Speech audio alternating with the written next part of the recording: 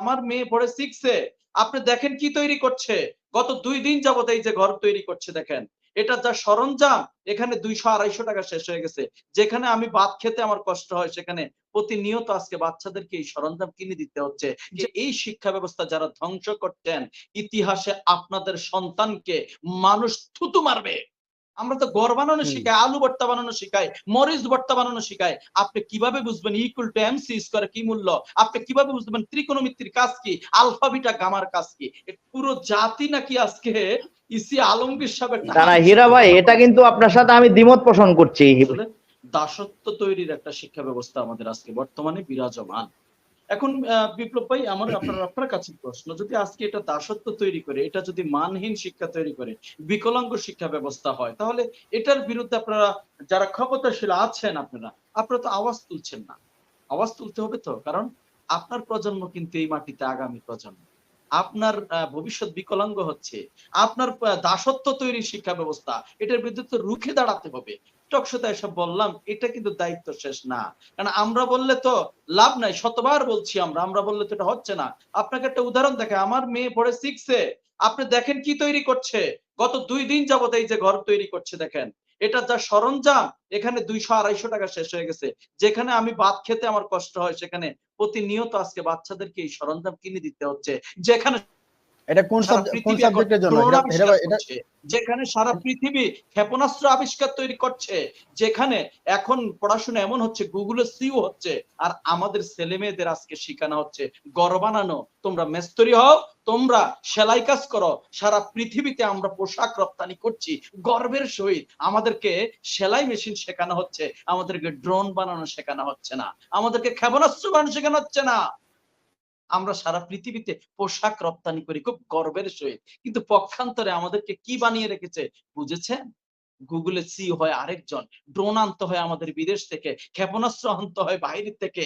এই ধরনের ফর্মুলা আমাদেরকে বাচ্চাদেরকে এভাবে প্র্যাকটিক্যালি আপনাদের দেখালাম। আজকে এই শিক্ষা ব্যবস্থা যারা ধ্বংস করতেন, ইতিহাসে আপনাদের সন্তানকে মানুষ থুতু মারবে। তোমার বাবার এই দেশের শিক্ষা ব্যবস্থা এভাবে নষ্ট করে। হীরা ভাই, আপনার এই শিক্ষা ব্যবস্থা কিন্তু দীর্ঘদিন ধরে চলে আসছে আমাদের বাংলাদেশে। আমাদের দেশে কিন্তু এই ব্রিটিশ কারিকুলামে আমাদের নাই, আমাদের ভারত বাংলাদেশ বলেন। আপনার সাথে ঠিক আছে, দীর্ঘদিন চলে আসছে, ঠিক আছে বিপ্লব ভাই, গত 16 বছর তো এক সেকেন্ড, আমি আপনাকে একটা এক্সাম্পল দেই। আমরা কিন্তু ত্রিকোণমিতি, পরিমিতি অনেক কিছু নিয়ে আমরা কিন্তু আমাদের ছাত্র জীবন পার করে ফেলেছি, কিন্তু এখন বর্তমান জীবনে কিন্তু প্র্যাকটিক্যাল লাইফে এগুলোর কিন্তু কোনো আপনার মানে কোনো দামই নেই, বলা যায় একবারে জিরো। আমরা কিন্তু আমাদের একটা দীর্ঘ সময় কিন্তু এগুলো শিখতে শিখতে এই সময়টা পার করে ফেলেছি। তবে এটা কিন্তু একদিনের সমস্যা না। আপনাকে বুঝতে হবে বিপ্লব ভাই, আমি আপনাকে একটু থামিয়ে দিচ্ছি। আপনার ওই ড্রোন আবিষ্কার করতে ইকুয়াল টু এমসি স্কয়ার এটা লাগে। এখন আপনি তো ড্রোন আবিষ্কার করেন না, আপনি তো আবিষ্কার করেন ঘর মানে কিভাবে? তাহলে আপনি কিভাবে বুঝবেন আলফা বিটা গামার কি প্রয়োজনীয়তা? আপনি কি বুঝবেন? আমাদের সন্তানকে তো সেটা আমরা দেই না। আমরা তো ঘর বানানো শিখাই, আলু ভর্তা বানানো শিখাই, মরিচ ভর্তা বানানো শিখাই। আপনি কিভাবে বুঝবেন ইকুয়াল টু এমসি স্কয়ার কি মূল্য? আপনি কিভাবে বুঝবেন ত্রিকোণমিতির কাজ কি, আলফা বিটা গামার কাজ কি? এটা বুঝতে হলে সেই মাথা থাকতে, ব্রেন থাকতে হয়। এই ধরনের শিক্ষা ব্যবস্থা দিয়ে সেটা বোঝা যাবে না। আমার প্রশ্ন হচ্ছে আগের সরকার কি করছে? আপনি তো 16 বছর আছেন, আপনি তো একটা ধারাবাহিক এগিয়ে নিতে পারতেন একটু হলেও একটা জাতির মেরুদণ্ড শিক্ষা ব্যবস্থা ভাই। এটা মানে এটা মজা করার বিষয় না, এটা একটা জাতির মেরুদণ্ড। আপনি পার্শ্ববর্তী রাষ্ট্রের প্রেসক্রিপশনে আমার দেশের শিক্ষা ব্যবস্থাকে ধ্বংস করে দিলেন। আজকে সত্য কথা বলার জন্য আপনি সাংগঠনিক ব্যবস্থা চাইলেন আওয়ামী লীগের উপজেলা সভাপতি, চমৎকার। সত্য কথা বললে এভাবে দেখেন, আমি তো মনে করি আজকের আওয়ামী লীগ খন্দকার মোশতাকেরই বংশধর এবং আদর্শের সৈনিক। খন্দকার মোশতাকের সেই দর্শকের কথা চমৎকার বলছে, আক্ষেপের সহিত মাননীয় প্রধানমন্ত্রী বলেছিলেন এই কথা। মাননীয় প্রধানমন্ত্রী আজকে দর্শক যে কথাটি বলছেন একই কথা বলেছিলেন।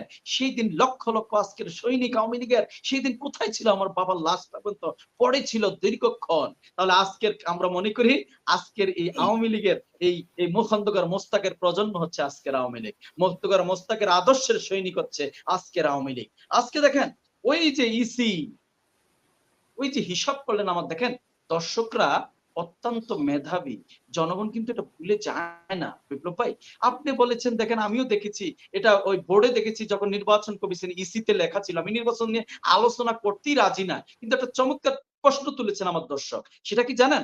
উনি কিন্তু যখন ওই যে ফলাফল গুলো দেয়, বুঝছেন হাজারি ভাই, তখন কিন্তু উনি চট্টগ্রাম বিভাগে কত পার্সেন্ট, ঢাকা বিভাগে কত পার্সেন্ট, খুলনা বিভাগে, এখন কোন মতে কিন্তু সেটা 42% হয় না। এখন এটার কারণ কি জানেন? আমরা শুনেছিলাম, আমি আসলে জানি না এটা সত্য কি মিথ্যা, আমি শুনেছিলাম আমার বাবা মায়ের কাছে যে মুজিব পাস, অর্থাৎ সেই সময় পরীক্ষা দিলেই পাস, সেই সময় এটার নাম ছিল মুজিব পাস। আমার কাছে মনে হয় ইসি সাহেব হচ্ছে সেই মুজিব পাসের অংশ। এরা পড়াশোনা করে না, এরা অঙ্কের হিসাব জানে না, এরা সেই মুজিব পাসের অংশ, চুরি করে পাস করা এরা, বুঝেন না? তো এ ধরনের ইসি দিয়ে এই পরিসংখ্যান আসবে, এটাই স্বাভাবিক। আমি আরেকটা বিষয় আজকে একটু আনছি, দেখেন রাজস্থানে মসজিদের ভেতরে একজন মৌলবীকে পিটিয়ে হত্যা করেছে, নিশ্চয়ই আপনারা দেখেছেন, বিবিসি সহ সকল নিউজ এটা আছে। পাকিস্তানের আফগানিস্তানের কি বলে, ভারতের রাজস্থানে মসজিদের ভেতরে একজন ইমামকে পিটিয়ে হত্যা করেছে। দেখেন এখন সেখানে কে আওয়াজ তুলবে? সেখানে হিন্দুত্ববাদী রাষ্ট্র, সেখানে হিন্দুত্ববাদী একটা সরকার আছে। এবার বাংলাদেশে আসেন, হিন্দুরা হিন্দুরা দুইজনকে পিটিয়ে হত্যা করেছে, তাও কোনো আওয়াজ তুলতে পারি না। এই হচ্ছে আমার বাংলাদেশ, 90% মুসলমানের রাষ্ট্র। তো আমরা আসলে কোথায় আছি? পুরো জাতি নাকি আজকে ইসি আলমগীর সাহেবের না না হীরা ভাই, এটা কিন্তু আপনার সাথে আমি দ্বিমত পোষণ করছি। হিন্দুরা তাদেরকে আক্রমণ করে মেরে ফেলেছে, বিষয়টা কিন্তু এরকম না। সেখানে একজন ইউপি চেয়ারম্যান এবং ইউনিয়ন পরিষদের মেম্বার ষড়যন্ত্র করে এখানে এই ঘটনাটা ঘটিয়েছে। একজন মেম্বার এবং চেয়ারম্যান কিন্তু হিন্দু, বিপ্লব ভাই, দুজনে কিন্তু চেয়ারম্যান মুসলমান, ওই মেম্বার হিন্দু। এখানে মুসলমান হিন্দু বিষয় না, দুজনকে মেরে ফেলছে আমরা যদি ধরি, ওকে আমরা মুসলমান। আপনার কোথায় ঘটনাটা, কোন ঘটনার পরিপ্রেক্ষিতে, কারা বেঁধেছিল? হ্যাঁ, চেয়ারম্যান মেম্বার পরে এসেছে। হাজারি ভাই, আপনি যতই এটাকে ধামা চাওয়ার চেষ্টা করেন, আসলে বিষয়টা এরকম না। গভীর ষড়যন্ত্র হচ্ছে, আপনিও ষড়যন্ত্রের অংশ হবেন, আমিও হব, কারণ রাষ্ট্রটা তো আমার। তাহলে এখানে পাশ কাটিয়ে যাওয়ার আসলে কোনো সুযোগ নেই। আজকে ইসি আলমগীর একটা চমৎকার কথা বলছে, আমি খুব হাসলাম নিউজটা দেখে।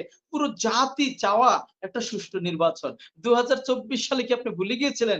এই জাতির চাওয়া কিন্তু একটা সুষ্ঠু নির্বাচন ছিল, একটা জাতির একটা সুষ্ঠু নির্বাচন প্রত্যাশা ছিল, একটা মানুষের একটা নির্বাচন প্রত্যাশা ছিল, করতে পারেননি।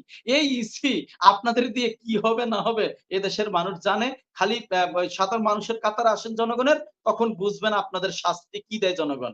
একজন ভোট অন্যজন দিলে প্রিজাইডিং অফিসারকে জেলে পাঠানো হবে, ইসি হুমকি দিছে। আরে বাবা, কি হিম্মত দেখাচ্ছে এই মেরুদণ্ডবিহীন এই নির্বাচন কমিশনাররা।